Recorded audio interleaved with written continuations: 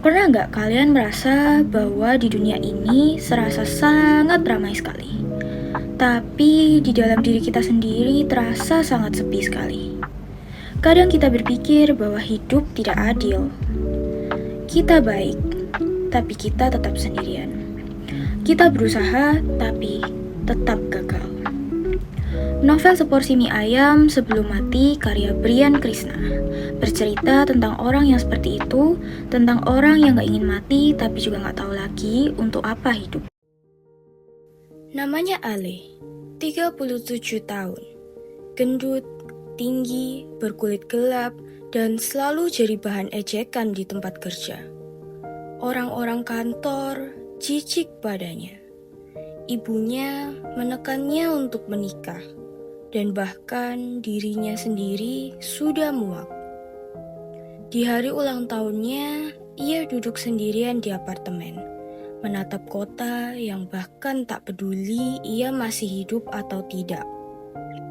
Malam itu, Ale memutuskan ia akan mengakhiri hidupnya dalam 24 jam ke depan.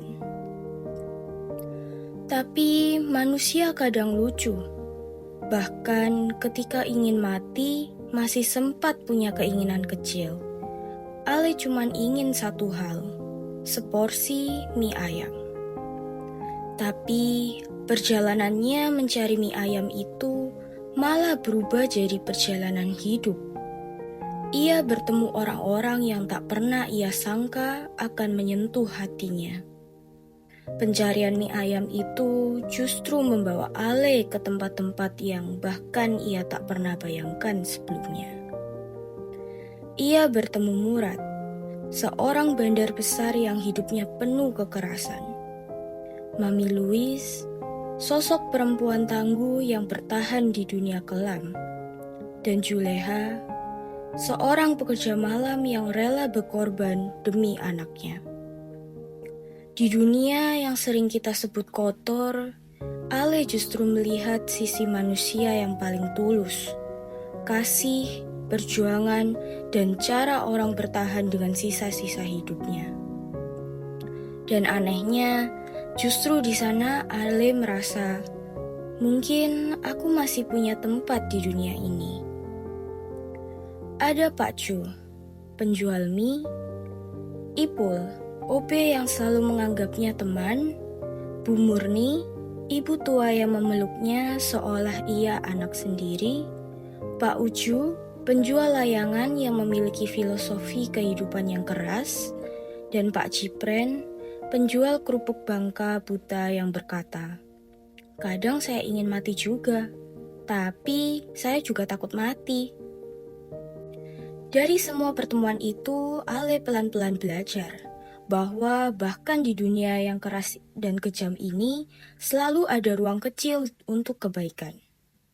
Ia sadar, ternyata hidupnya nggak benar-benar sepi, hanya terlalu sibuk mendengar suara yang membencinya, sampai lupa mendengar mereka yang masih peduli. Ale memang tidak punya segalanya, tapi ia masih bisa jadi orang baik. Dan kadang itu sudah cukup untuk bertahan. Seporsi Mie Ayam Sebelum Mati karya Brian Krishna yaitu setebal 209 halaman yang diterbitkan pada tahun 2025. Novel ini menyajikan bahwa kisah yang sederhana namun syarat makna tentang pencarian arti hidup.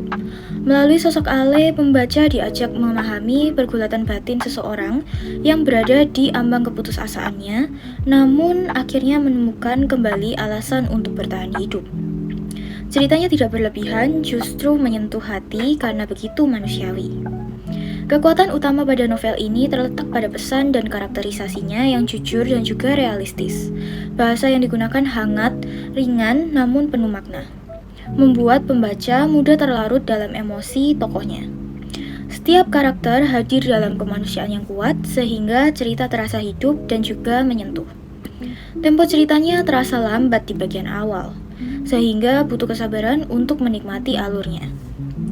Namun setelah konflik yang mulai berkembang, emosi dan makna yang ditawarkan terasa sangat dalam dan juga memuaskan.